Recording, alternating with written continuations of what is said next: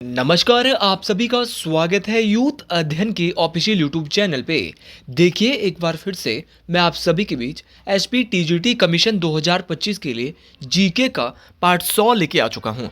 Part 100 का जो पहला क्वेश्चन है कि अजंता पेंटिंग की विषय वस्तु क्या है। तो अगर बात करें अजंता पेंटिंग की विषय वस्तु की, तो अजंता पेंटिंग की विषय वस्तु बौद्ध मत है। ऑप्शन नंबर बी यहाँ पे बिल्कुल सही हो जाएगा। क्वेश्चन पूछने वाला क्वेश्चन आपसे पूछ सकता है कि जो अजंता जो पेंटिंग है उसकी विषय वस्तु बौद्ध मत है, लेकिन ये अजंता की जो गुफाएं हैं वो कहाँ पर पाई जाती है। तो अगर बात करें अजंता की गुफाएं की, तो ये भारत के महाराष्ट्र राज्य में पाई जाती है। इस बात को आपने डिटेल से याद रखना। अगर ये अंदर जाके पूछेगा कि महाराष्ट्र में भी कहाँ पर, तो महाराष्ट्र के औरंगाबाद जिले में ये स्थित है। और औरंगाबाद की बात करें, एक बार क्वेश्चन पूछा गया था कि अजंता की जो गुफाएं हैं वो आपके किस नदी के किनारे है। तो अजंता की गुफाएं आपका वाघोरा नदी, कौन सी नदी आपकी, बाघोरा नदी जो है, इस बाघोरा नदी के नज़दीक है आपकी अजंता की गुफाएं। इस बात को आपने इंपॉर्टेंट तरीके से याद रखना है। एक बार क्वेश्चन पूछने वाले ने क्वेश्चन ये पूछ लिया था कि इनको किन राजाओं के द्वारा खास कर बनाया गया था मुख्य रूप से।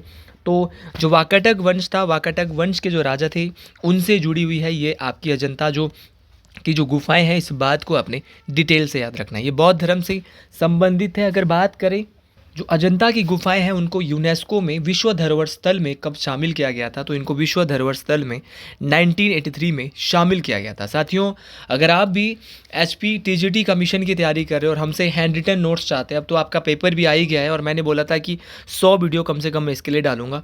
तो अगर आप भी हमसे नोट्स लेना चाहते हैं या फिर आप पटवारी की तैयारी कर रहे हैं, तो हमारे नए बैच पटवारी के साथ भी जुड़ सकते हैं।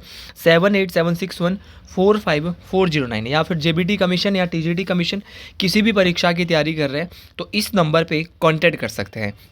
साथियों, बात करें आपके बौद्ध धर्म की बात करें तो क्वेश्चन पूछा गया था कि बोधों की रामायण के नाम से प्रसिद्ध बुद्ध चरित के रचनाकार कौन है। तो बोधों की रामायण के नाम से जो बुद्ध चरित है उसके जो रचनाकार है वो आपके अशोक घोष है। इस बात को आपने डिटेल से याद रखना है। साथीगण, क्वेश्चन पूछने वाला क्वेश्चन पूछता है कि अष्टांगिक मार्ग की संकल्पना किससे संबंधित है। तो अगर बात करें अष्टांगिक मार्ग की संकल्पना की, तो वो धर्म चक्र परिवर्तन से संबंधित है। इस बात को आपने डिटेल से याद रखना है।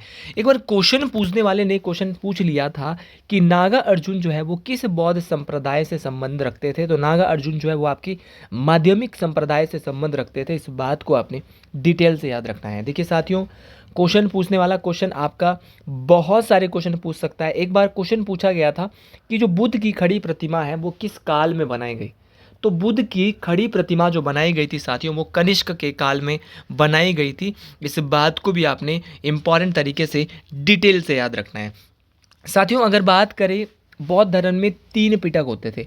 एक था सूत पिटक, तो बौद्ध धर्म के त्रिपिटक में आता था सूत पिटक, विनय पिटक और अभिधम पिटक।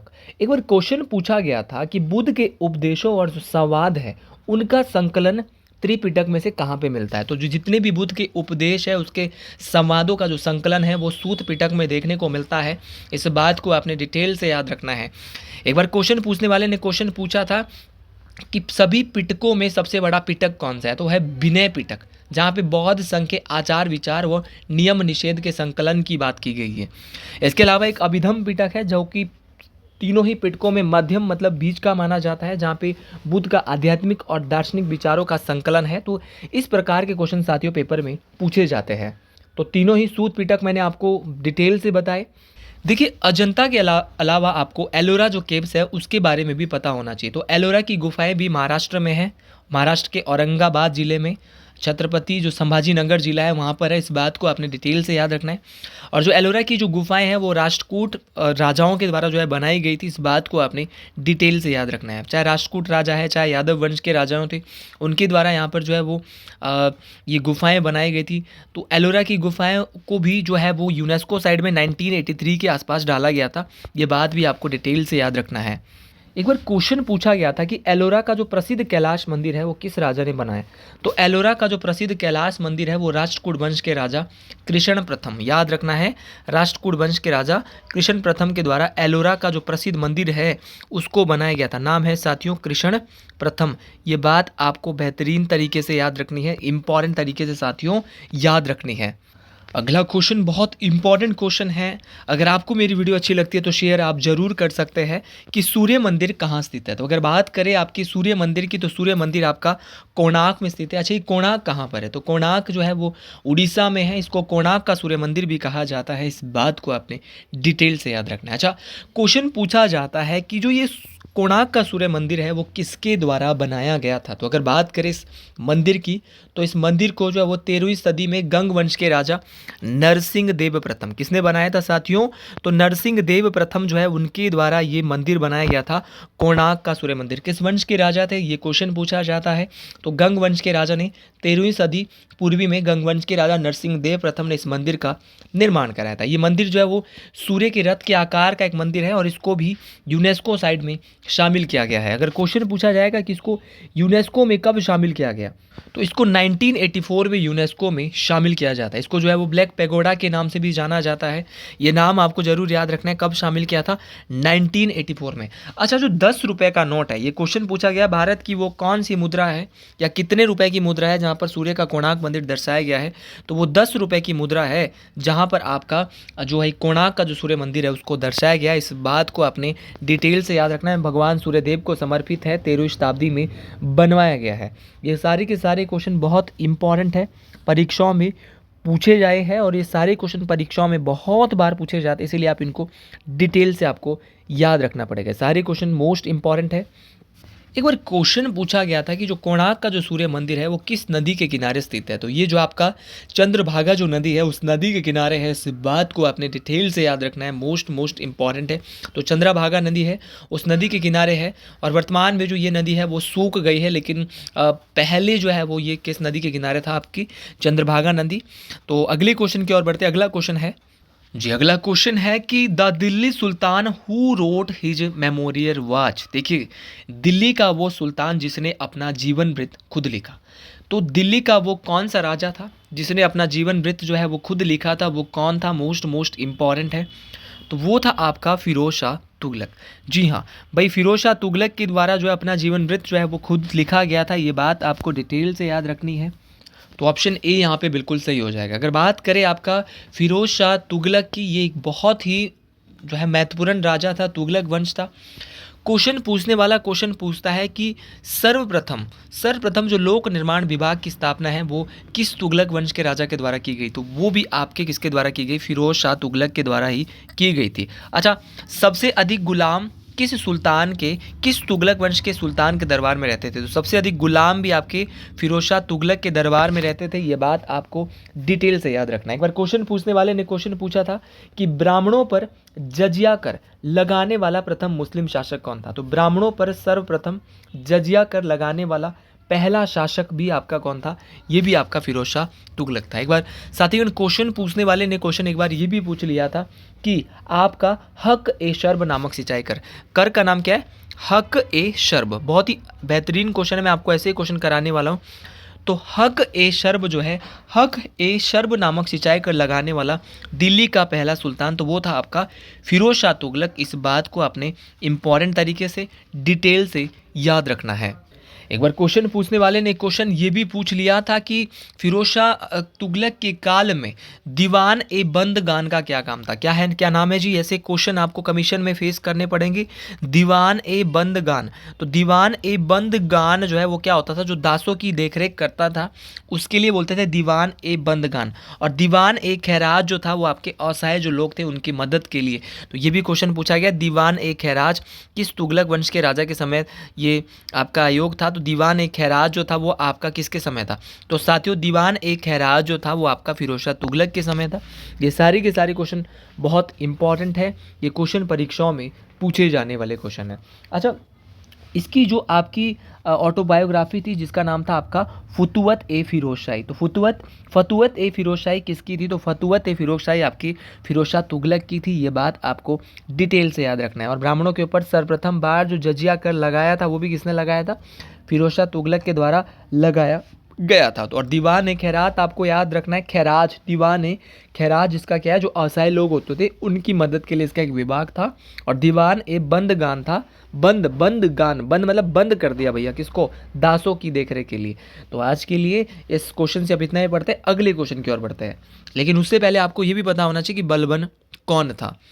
तो बलबन की अगर बात करें, यहाँ पे बलबन ऑप्शन में दिया था सर, तो बलबन के द्वारा क्या किया गया था, तो बलबन की अगर बात करें तो इसके द्वारा आपका सिजदा और पैबोस प्रथा जो है अपने दरबार में प्रारंभ करने वाला दिल्ली सल्तनत का कौन सा सुल्तान था, तो वो आपका बलबन था।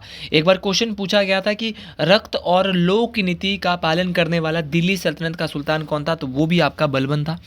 क्वेश्चन पूछने वाले ने क्वेश्चन एक बार ये भी पूछ लिया था कि वो दिल्ली का कौन सा सुल्तान है जिसने सुल्तान बनने के पश्चात तुर्कान ए चहलगानी को समाप्त कर दिया था। तो तुर्कान ए चहलगानी जो इल्तुतमिश के द्वारा 40 सरदारों का एक दल बनाया गया था जिसको तुर्क ए चहलगानी के नाम से जानते थे, तो इसको समाप्त करने वाला व्यक्ति भी कौन था, बलबन था। ये सारे क्वेश्चन आपको डिटेल से महत्वपूर्ण तरीके से मेरे साथ ही याद रखने हैं, ये सारे क्वेश्चन पेपर में पूछे जाते हैं। एक बार क्वेश्चन पूछा गया था कि दिल्ली सल्तनत की गद्दी पर बैठने वाली अंतिम मुस्लिम, प्रथम और अंतिम मुस्लिम महिला शासिका, वही पहली भी है और अंतिम भी यही है, नाम है रजिया सुल्तान। तो रजिया सुल्तान का नाम आपको जरूर याद रखना है, मोस्ट इम्पॉर्टेंट है, परीक्षाओं में पूछा जाता है। अच्छा, यहाँ पे एक नाम दिया है अलाउद्दीन खिलजी। अगर अलाउद्दीन खिलजी की बात करें तो अलाउद्दीन खिलजी का जो बचपन का नाम है, ये बहुत बार पेपर में पूछा गया है। तो इसका बचपन का नाम था अली गुरशास्प। तो अलाउद्दीन खिलजी का बचपन का नाम अली गुरशास्प था, ये बात आपको डिटेल से याद रखनी है। एक बार क्वेश्चन पूछने वाले ने क्वेश्चन ये पूछा था कि खिलजी वंश की स्थापना किसके द्वारा की गई थी, तो खिलजी वंश की स्थापना की थी जलालुद्दीन फिरोज शाह खिलजी। लेकिन भैया अलाउद्दीन खिलजी ने अपने चाचा जलालुद्दीन फिरोज शाह खिलजी की जो है वो हत्या करवा दी थी, कब, 1296 में, और खुद जो है वो क्या बनता है, खिलजी वंश का शासक बनता है। बचपन का नाम इसका अली गुरशास्प था, ये बात आपको डिटेल से याद रखना है, ये क्वेश्चन परीक्षाओं में पूछा जाता है। एक बार क्वेश्चन कमीशन के लेवल का क्वेश्चन था कि जब इसने जलालुद्दीन की हत्या करी थी तो उसके बाद अलाउद्दीन खिलजी ने अपना राज्याभिषेक कहाँ करवाया था, तो बलबन का एक लाल महल होता था, तो बलबन के लाल महल में अलाउद्दीन खिलजी का जलालुद्दीन खिलजी की हत्या के बाद राज्य अभिषेक किया गया था। ये बात आपको बेहतरीन तरीके से आपको याद रखनी है। एक बार क्वेश्चन पूछा गया था कि खिलजी वंश के किस राजा को सिकंदर ए सानी और द्वितीय सिकंदर की उपाधि धारण की गई थी, तो याद रखना है आपको, राज्याभिषेक के पश्चात सिकंदर ए सानी या द्वितीय सिकंदर की उपाधि जो है वो किसने इसको धारण की थी, तो याद रखना है राज्याभिषेक के पश्चात सिकंदर ए सानी और द्वितीय सिकंदर की जो उपाधि है वो धारण की थी आपकी अलाउद्दीन खिलजी के द्वारा। ये सारे क्वेश्चन बहुत इंपॉर्टेंट है, परीक्षाओं में पूछे जाते हैं, ठीक है। ये सारे क्वेश्चन आपको डिटेल से याद रखना है। और सर्वाधिक जो मंगोल आक्रमण भी हुए थे वो भी किसके समय हुए थे, वो भी आपके अलाउद्दीन खिलजी के समय हुए थे। ये क्वेश्चन बहुत इंपॉर्टेंट है, परीक्षाओं में पूछे जाते हैं, इसीलिए आपको इनको हर एक क्वेश्चन को डिटेल से याद रखना चाहिए। अलाउद्दीन खिलजी का एक सेनापति भी था जिसका नाम था मलिक काफूर। क्या था, मलिक काफूर। मलिक काफूर वही जिसको 1000 दिनार में खरीदा था, इसीलिए उसको 1000 दिनारी के नाम से भी जाना जाता है। और हर एक क्वेश्चन यहाँ पे बहुत इंपॉर्टेंट है, परीक्षाओं में पूछा जाने वाला है। तो जी अगला क्वेश्चन है कि भक्ति आंदोलन किसने शुरू किया, तो भक्ति आंदोलन को जो सबसे पहले शुरू किया गया था वो आपका 6ठी शताब्दी में शुरू किया गया था। और किसने शुरू किया था, क्वेश्चन ये भी परीक्षा में पूछा जाता है। तो ये जो शुरू किया गया था वो आपका अलवार संत के द्वारा इनको शुरू किया गया था। तो भक्ति आंदोलन की शुरुआत दक्षिण भारत में 7वीं और 8वीं शताब्दी में किसके द्वारा, जो आपके अलवार संत है उनके द्वारा की गई थी। ऑप्शन नंबर ए बिल्कुल सही हो जाएगा। कहाँ पे की थी, दक्षिण भारत में इसकी शुरुआत होती है, जो कि बाद में जो है वो क्या है आपका उत्तर भारत में भी आया।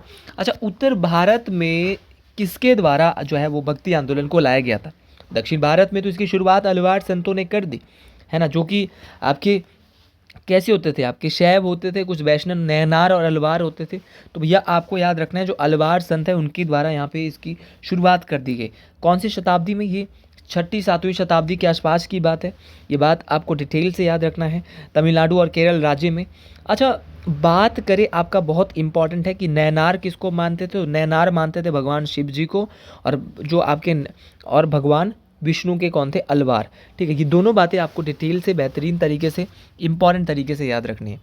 अब साथीगण क्वेश्चन पूछने वाला क्वेश्चन ये भी पूछता है तो भाई इसको जो आपका उत्तर भारत लाया वो रामानंद ले आए। रामानंद के बारे में आपको ज़रूर याद रखना है।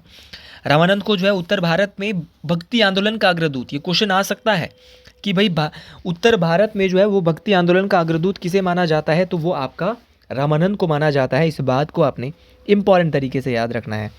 ठीक है, अगर बात करें इसके अलावा कबीरदास, कबीरदास भी जो है उत्तर भारत में आपकी भक्ति आंदोलन से जुड़े थे, है ना, ये बात आपको डिटेल से याद रखना है। और इसके अलावा आपका गुरु नानक थे, ये भी भक्ति आंदोलन से जुड़े हुए थे। आपकी मीराबाई थी, आपके सूरदास थे, ये सारे के सारे आपके तुलसीदास, चैतन्य महाप्रभु, नामदेव, तुकाराम, ये सारे के सारे आपके क्या थे, भक्ति आंदोलन से जुड़े हुए थे।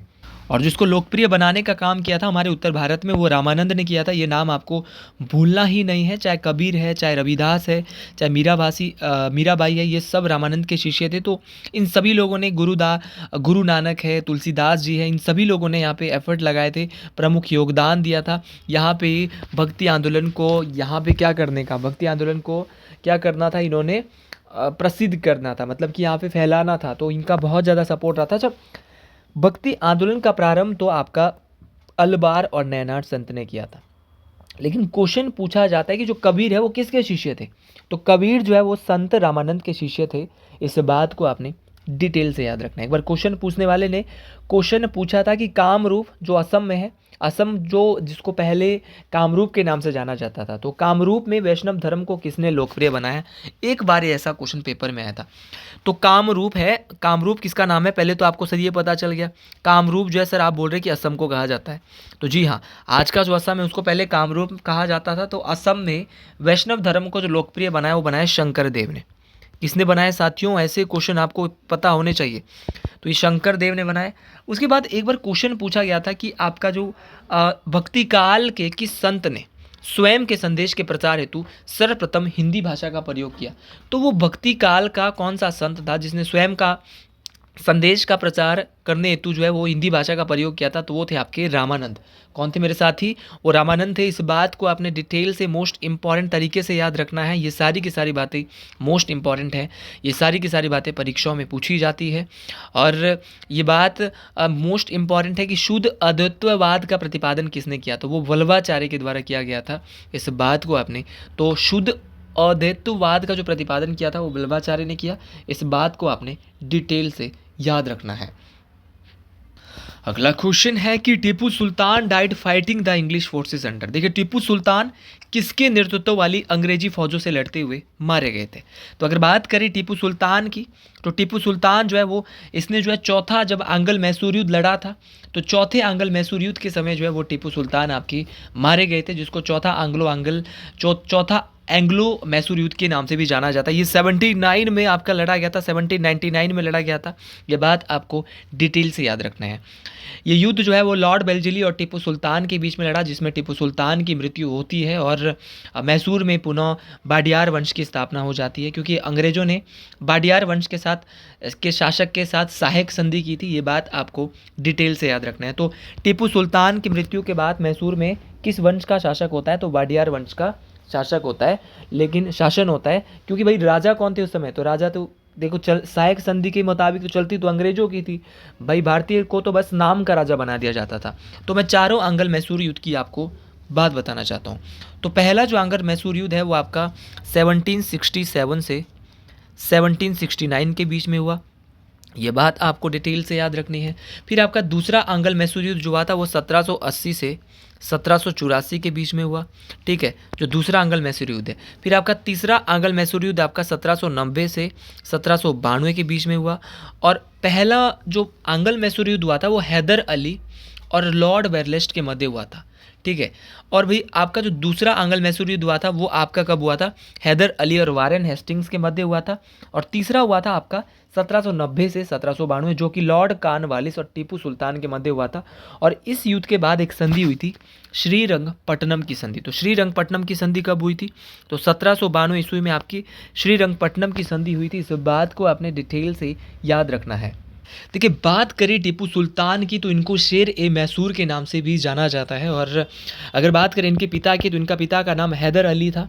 एक बार क्वेश्चन पूछा गया था कि जो टीपू सुल्तान थे उन्होंने क्या किया था, तो उनके द्वारा स्वतंत्रता का वृक्ष लगाया गया था। तो स्वतंत्रता का वृक्ष किस मैसूर वंश के राजा के द्वारा लगाया गया, तो वो लगाया था आपका टीपू सुल्तान के द्वारा। तो स्वतंत्रता का वृक्ष भी किसने लगाया था? आपका शेरे मैसूर टीपू सुल्तान के द्वारा लगाया गया था। मोस्ट मोस्ट इम्पॉर्टेंट है, परीक्षाओं में पूछा जाता है। तो ये बात सारी की सारी बातें आपको डिटेल से याद रखना है, परीक्षाओं में पूछा जाता है। इनका जन्म जो है वो 1750 में हुआ था, ये बात आपको डिटेल से याद रखना है। और अगर बात करें टीपू सुल्तान की तलवार की, तो एक बार बहुत बेसिक क्वेश्चन था कि इनकी तलवार किस धातु से बनी थी। तो एक धातु थी बुर्ज, बुर्ज स्टील। तो बुर्ज स्टील से बनी थी भाई इनकी तलवार। तो ये क्वेश्चन आपको गलत नहीं करना है, मतलब कि बुर्ज स्टील की कार्बन स्टील से बनी थी, जो कि मतलब अपनी असाधारण कठोरता, तीक्ष्ण धार और लचीलेपन के लिए बहुत ज़्यादा फेमस थी, है ना। क्योंकि इस पर जो नक्काशी की गई थी वो सोने की शानदार नक्काशी की गई थी, जिसे सुखेला भी कहते हैं। तो सुखेला क्या था? तो सुखेला जो है एक शक्ति का प्रतीक था, जो कि टीपू सुल्तान के तलवार में हमको देखने को मिलता था। तो साथियों, आज के लिए इतना ही। अगर आपको भी मेरी वीडियो पसंद आती है तो कमेंट बॉक्स में ज़रूर लिखें जय शिरघुल महाराज, हर हर महादेव। कोशिश करूँगा कि लगातार कमीशन तक आपके बीच वीडियो लाता रहूँ, और रात को ठीक 9 बजे आपके बीच आऊँगा। और अगर किसी भी भाई बहन को पटवारी का बैच ज्वाइन करना है तो 7876145409, और टीजीटी और जेबीटी के लिए रिवीजन बैच में जुड़ना चाहते हैं तो उसमें भी जुड़ जाना। सभी को जय शिरघुल महाराज, हर हर महादेव, राधे राधे।